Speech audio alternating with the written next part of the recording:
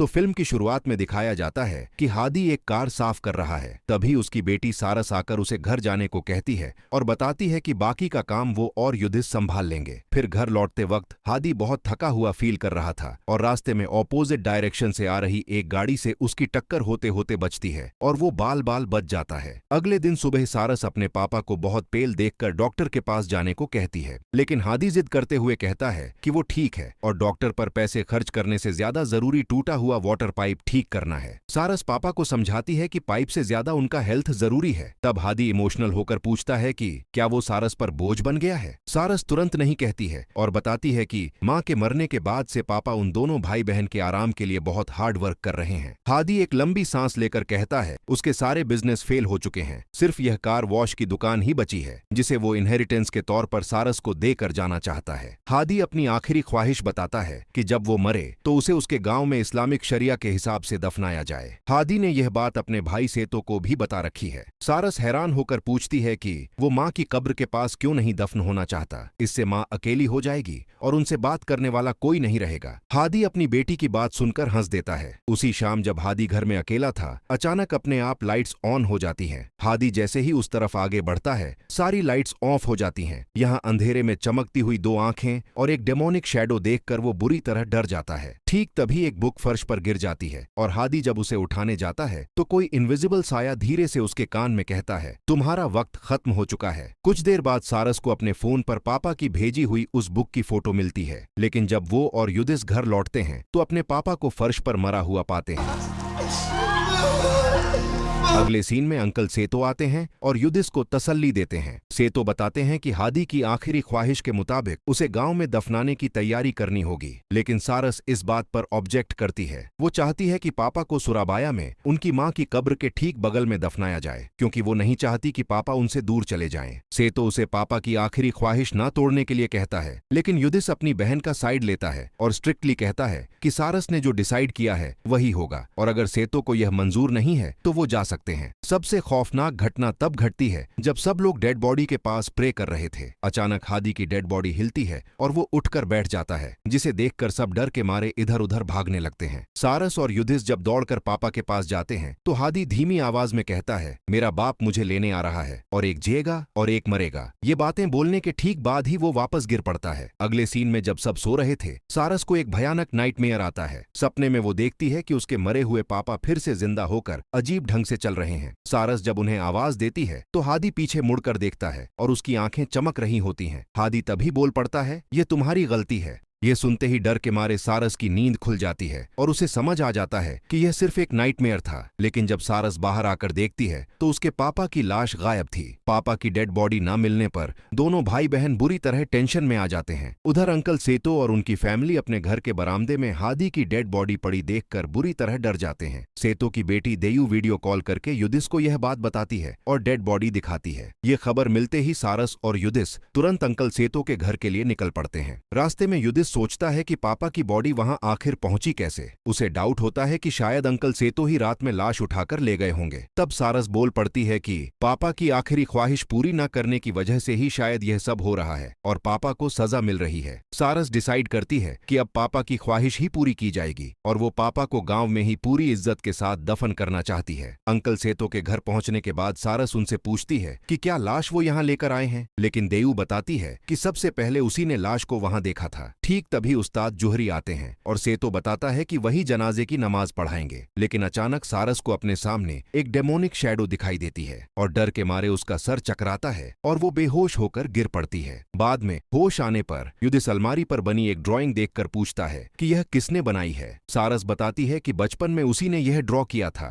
सारस पुरानी यादें ताजा करते हुए बताती है, जब माँ युधिष्ठिर को एक्सपेक्ट कर रही थी तब माँ को प्रेगनेंसी कॉम्प्लिकेशंस आने लगी थीं, इसलिए उनकी सेफ्टी के लिए पापा उन्हें लेकर सुराबाया शहर चले गए थे। युधिष्ठिर अफसोस जताते हुए कहता है, कम से कम सारस को माँ और इस पुराने घर की यादें तो याद हैं, पर मेरा तो कुछ भी नहीं है। युधिष्ठिर दुख भरी आवाज में आगे कहता है, पापा माँ को बचाना जरूर चाहते थे, लेकिन आखिर में माँ उसे जन्म देते वक्त ही चल बसी। बाद में किचन में काम करते वक्त सारस को पता चलता है कि देयू ल्यूकेमिया से सफर कर रही है। आंटी अंबर देयू को ध्यान से चलने फिरने को कहती हैं, लेकिन देयू खुद को बिल्कुल फिट बताकर वहां से चली जाती है। इसके बाद सारस आंटी अंबर से पूछती है कि पापा की लाश आखिर यहाँ आई कैसे। अंबर गांव की एक पुरानी हिस्ट्री के बारे में बताती हैं। वो बताती हैं कि बहुत पहले इस गांव में एक आदमी ब्लैक मैजिक करता था। इसके चलते उसे बहुत सी पावर्स और वरदान तो मिल गए थे, लेकिन उस पर एक कर्स लग गया था। वो ना तो जी पा रहा था और ना ही मर पा रहा था। वो एक भयंकर तड़प वाली हालत में फंस गया था। अंबर इशारा करती हैं कि इस बारे में अंकल सेतो ही सबसे बेहतर जानते हैं। सारस जब बाहर जाती है तो अचानक उसे अपने पापा की फुसफुसाहट सुनाई देती है। देखो तुमने क्या किया है, मेरी आखिरी ख्वाहिश की इज्जत ना करने का ही यह नतीजा है। ये आवाज सिर्फ सारस को ही सुनाई देती है। अचानक सबके सामने हादी की डेड बॉडी के मुंह से खून की उल्टियां शुरू हो जाती है, जिसे देखकर वहां मौजूद सभी लोग बुरी तरह घबरा जाते हैं।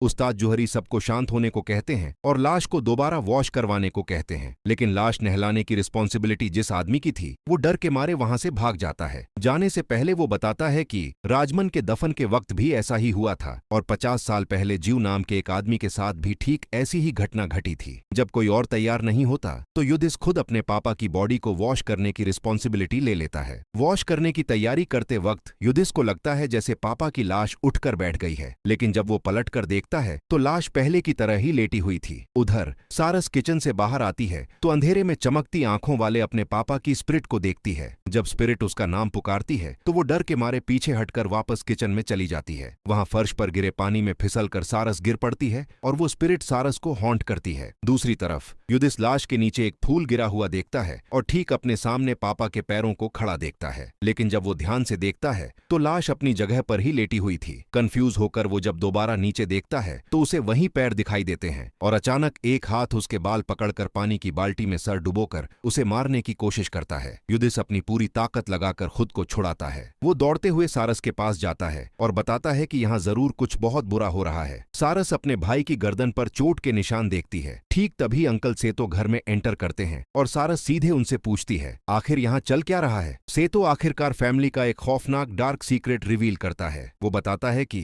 हादी के जिस्म में पुश्तों से एक कर्स चला आ रहा है। इसका असर यह है कि जिसके अंदर यह होता है उसकी मौत आसानी से नहीं होती। मौत की तड़प बहुत लंबी चलती है। इस कर्स को तोड़ने के लिए एक स्पेशल रिचुअल करना पड़ता है और वो भी खास क्लियोन फ्राइडे के दिन ही करना होता है, वरना उन्हें दफन नहीं किया जा सकता। सारस इस बात पर ऑब्जेक्ट करती है क्योंकि फ्राइडे तक वेट करने का मतलब है पापा की बॉडी को 2 दिन और ऐसे ही छोड़ना। सेतो एक्सप्लेन करता है कि यह डेमन उनके ग्रेट ग्रैंडपा से ग्रैंडपा और ग्रैंडपा से हादी के पास आया है। अगर अब इस कर्स को नहीं तोड़ा गया तो यह हादी की बॉडी से निकलकर सारस या युधिष्ठिर के ऊपर हावी हो जाएगा। सेतो यह भी बताता है कि तुम्हारे पापा के बिजनेस का फेल होना इस बात का इशारा था कि अब इस डेमन को एक नया सक्सेसर चाहिए। तब अंबर एक बेहद कड़वा सच सामने रखती है। वो कहती है कि इस ब्लैक मैजिक की एक बहुत भारी कीमत चुकानी पड़ती है। एक जाता है तो दूसरा आता है। वो बताती है कि पैदाइश के वक्त युधिष्ठिर लगभग मरने वाला था, तब उसे बचाने के लिए ही तुम्हारे पापा ने इस ब्लैक मैजिक को अपनाया था, यानी युधिष्ठिर की जान के बदले तुम्हारी माँ की जान चली गई। सारस इन सब बातों को सुपरस्टिशन कहकर उड़ा देती है और क्लेम करती है कि माँ सिर्फ बीमारी की वजह से मरी थी,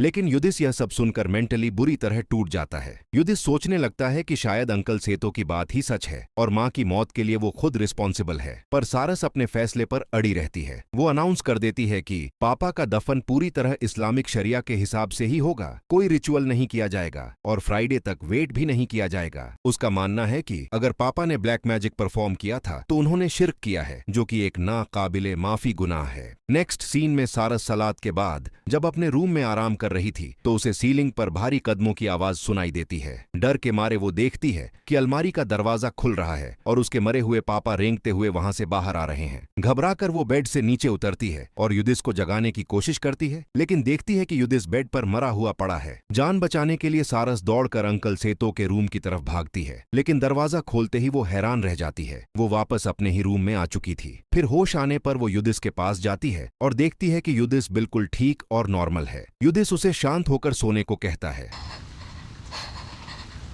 लेकिन आंखें बंद करते ही सारस को फिर से पापा की आवाज सुनाई देती है। वो देखती है कि पापा युधिष्ठिर के बेड के पास खड़े हैं और उससे कह रहे हैं, चलो घर चलें, तुम मेरी आखिरी ख्वाहिश पूरी क्यों नहीं कर रही हो। सारस चीखते हुए अपनी आंटी को पुकारती है और दौड़ लगाती है, लेकिन एक बार फिर उसी लूप में फंस जाती है। वो देखती है कि वो दोबारा अपने ही रूम में खड़ी है। खैर, वापस सब कुछ नॉर्मल देखकर सारस बेड पर चली जाती है। अगले दिन सुबह पापा के दफन को लेकर सारस और अंकल सेतो के बीच बहस शुरू हो जाती है। सारस चाहती है कि पापा को आज ही दफन किया किया जाए, लेकिन सेतो चाहता है क्लियोन फ्राइडे तक वेट किया जाए। सारस तब उस्ताद को याद दिलाती है कि इस्लाम में डेड बॉडी को जल्दी दफन करने का नियम है। आखिरकार वो हादी की लाश को दफन करने के लिए कब्रिस्तान की तरफ निकल पड़ते हैं, लेकिन रास्ते में लाश उठाने वाला एक आदमी अचानक नोटिस करता है कि उसके कंधे पर खून लगा है, जिसे देखकर सब बुरी तरह घबरा जाते हैं। सेतो दफन रोकने का सजेशन देता है, लेकिन सारस जिद करके आगे बढ़ती है। लेकिन कब्रिस्तान पहुंचकर वो देखते हैं कि हादी के लिए खोदी गई कब्र नीचे से पानी आने की वजह से पूरी तरह भर रही है। सिचुएशन इतनी खराब हो जाती है कि उस्ताद को मजबूर होकर दफन रोकने और वेट करने का डिसीजन लेना पड़ता है। उसी रात सेतो बताता है कि दफन से पहले एक बहुत जरूरी काम बाकी है, लेकिन उसके ठीक से समझाने से पहले ही सारी लाइट्स ऑफ हो जाती हैं और अंधेरे में एक भयानक आवाज गूंजती है। एक जाता है तो दूसरा मरता है। वो एंटिटी बताती है कि इस फैमिली के खून के जरिए ही यह डील पूरी हुई है। उसने पापा से किया वादा निभाया है, अब उनकी बारी है। फैमिली में से किसी एक को उसके साथ नरक जाना पड़ेगा। अचानक वो शैतान सबके सामने आकर डराता है और गायब हो जाता है। सेतो डर कर कहता है कि अब उनके पास बिल्कुल भी वक्त नहीं बचा है और सेतो वो रिचुअल शुरू कर देता है, जिसके हिस्से के तौर पर सारस और सेतो को एक स्पेशल बात दिया जाता है। दूसरी तरफ गांव के कुछ लोग हादी की लाश को जिंदा चलते हुए देखते हैं।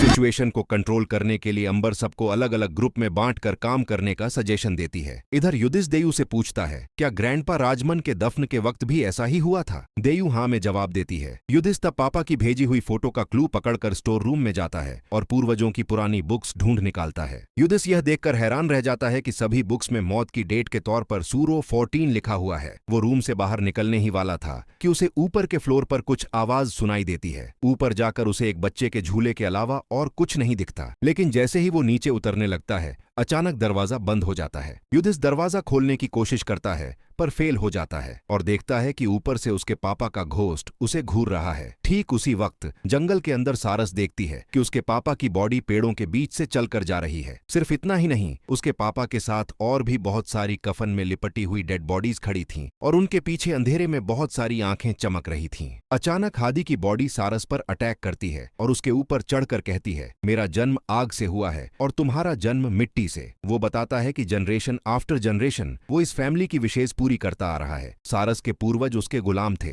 और अब सारस की बारी है। दूसरी तरफ युधिस देखता है कि उसके सामने से वो भूत गायब हो गया है, लेकिन अचानक बहुत सारे हाथ उसे जकड़ लेते हैं और उसका मुंह बंद करने की कोशिश करते हैं। काफी स्ट्रगल करके वो किसी तरह दरवाजे तक पहुंचता है और देयु के दरवाजा खोलते ही वो डर के मारे भाग जाता है। इधर सारस को होश आता है तो वो दौड़कर सेतो और अंबर के पास जाती है, लेकिन वो सारस की तरफ देखकर बुरी तरह डर जाते हैं क्योंकि सारस की एक आंख पूरी तरह से काली हो चुकी थी। सेतो तब बताता है कि उस शैतान ने सारस को अपना अगला सक्सेसर चुन लिया है। इसी बीच युधिस आकर सारस को एक रूम में ले जाता है और दिखाता है कि उनके सारे पूर्वज एक ही डेट पर यानी 14 सूर्यों को मरे थे, जो बात उनसे छुपाई गई थी। यहाँ अचानक सारस बोल पड़ती है, पापा का दफन क्लायन फ्राइडे को ही करना पड़ेगा। युधिस जब इसका अपोज करता है तो अचानक सारस की आवाज बदल जाती है। वो मर्दों जैसी भारी आवाज में बात करने लगती है और युधिस को माँ की मौत का जिम्मेदार ठहराते हुए कहती है, अगर तू पैदा नहीं होता तो तेरे माँ बाप और बहन खुशी से रहते। वो आगे कहती है कि सदियों से यही फैमिली उसका ठिकाना है और युधिस की आने वाली जनरेशंस के लिए भी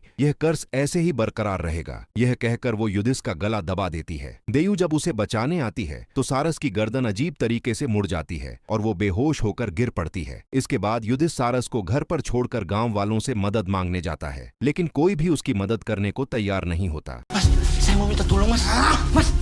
इधर सेतो और अंबर बेहोश सारस को एक सफेद कपड़े में लपेटकर एक चेयर के साथ बांध देते हैं। सारस को जब होश आता है और वो इसकी वजह पूछती है तो सेतो माफी मांगते हुए कहता है, जिस तरह हादी ने युधिस को बचाने के लिए ब्लैक मैजिक किया था, ठीक उसी तरह वो भी अब अपनी बेटी को बचाने के लिए सारस का यूज करने पर मजबूर है। सारस की चीख सुनकर देयु मदद के लिए आती है, लेकिन दरवाजा अंदर से लॉक था। तब अंबर अंदर से कहती है कि वो देयु की रिकवरी के लिए ही यह सब कर रहे हैं। दूसरी तरफ युधिस को परेशान हालत में देखकर उस्ताद उसे आवाज देते हैं। युधिस उस्ताद के पास जाकर उन्हें सारी बात बता देता है। इधर देयु भी घर से बाहर निकल पड़ती है। युधिस पापा की लाश के पास मिला वो फूल जब उस्ताद को दिखाता है तो वो बुरी तरह चौंक जाते हैं। उस्ताद बताते हैं कि यह कांतिल फूल है जिसका यूज सोल्स को बुलाने के लिए होता है। वो कंफर्म करते हैं कि किसी ने जानबूझकर हादी की लाश पर ब्लैक मैजिक किया है। दूसरी तरफ सेतो आखिरकार अपनी असली साजिश का सच उगल देता है। वो बताता है कि हादी की लाश पर कांतिल फूल का यूज करके उसी ने लाश के अंदर बैठे डेमन को जगाया था। उसने सबसे पहले इस फूल का यूज करके हादी की डेड बॉडी को शहर से गांव लाया था। उसका मकसद हादी के दफन में डीले करना था ताकि सारस अब भी सक्सेसर ना बन पाए। सेतो चाहता था कि यह डेमन पहले सारस की बॉडी में एंटर करे और फिर एक रिचुअल के जरिए वो उस डेमन को सारस से छीन कर अपना बना ले। और उसके इस प्लान का रीजन था अपनी बेटी देयू को ठीक करना, क्योंकि देयू ब्लड कैंसर से सफर कर रही थी। ये रिचुअल सेतो ने पहले कभी नहीं किया था, इसलिए खुद को तैयार करने के लिए उसने जानबूझकर लाश पर खून लगाकर सिचुएशन को खराब किया था ताकि दफन डीले हो जाए। इसके बाद सेतो नाइफ से मरे हुए हादी के हाथ पर कट लगाता है, फिर वो अपने हाथ पर भी कट लगाता है और अपने जख्म को हादी के जख्म के साथ दबा देता है ताकि दोनों का खून आपस में मिल जाए। दूसरी तरफ देयू दौड़कर युधिस और उस्ताद जोहरी के पास जाती है और बताती है कि उसके पेरेंट्स सारस को मारने की कोशिश कर रहे हैं। जब वो लोग उसे बचाने जाते हैं तो गांव की भड़की हुई भीड़ उनका रास्ता रोक लेती है, लेकिन उस्ताद जोहरी गांव वालों को समझाते हैं कि वायलेंस से इस प्रॉब्लम का सल्यूशन नहीं निकलेगा। वो सबको मस्जिद जाकर हादी की गायबाना जनाजे की नमाज पढ़ने को कहते हैं। इधर सेतो सारस को बताता है कि अपनी बेटी देयू को बचाने के लिए उसे इस डेमन की जरूरत है, और क्योंकि सारस अब इस डेमन का वेसल बन चुकी है इसलिए सारस को मरना होगा। सेतो जैसे ही सारस को नाइफ मारने आगे बढ़ता है, अचानक एक इनविजिबल एनर्जी सेतो को बहुत जोर से दूर फेंक देती है। सारस के अंदर बैठा शैतान सेतो को पजेस्ट कर लेता है और पजेस्ट सेतो अंबर का गला दबाकर उसे मारने की कोशिश करता है। फिर वो शैतान सेतो को घुटनों के बल बैठने पर मजबूर कर देता है। ठीक उसी वक्त मस्जिद में गांव वाले हादी के जनाजे की नमाज शुरू कर देते हैं। तब तक युधिस, उस्ताद जोहरी और देयू घर पहुंच जाते हैं। फिर शैतान अनाउंस करता है, जो लोग मेरी गुलामी चुनते हैं उन्हें आग में जलकर मरने के लिए तैयार रहना पड़ता है। यह बात खत्म होते ही सबकी आंखों के सामने सेतो की बॉडी में आग लग जाती है और वो जलकर मर जाता है। इसके बाद शैतान अंबर को हवा में फेंक मारता है और ठीक उसी वक्त उसकी मौत हो जाती है। उस्ताद सारस का एग्जॉर्सिज्म शुरू कर देते हैं। युधिस और एक और आदमी मिलकर सारस को दबाकर पकड़ने की कोशिश करते हैं, लेकिन सारस उन्हें उठाकर दूर फेंक देती है। फिर शैतान उस्ताद पर भी अटैक कर देता है, फिर भी उस्ताद दुआ पढ़ना जारी रखते हैं। एक पॉइंट पर शैतान युधिस का गला दबा लेता है। तब देयू सारस के आगे गिड़गिड़ाते हुए कहती है, प्लीज रुक जाओ, युधिस तो तुम्हारा अपना भाई है। तब वो युधिस को दूर फेंक देती है। आखिरकार उस्ताद जोहरी सक्सेसफुल तरीके से सारस की बॉडी से शैतान को बाहर निकालने में कामयाब हो जाते हैं और सारस बेहोश होकर जमीन पर गिर पड़ती है।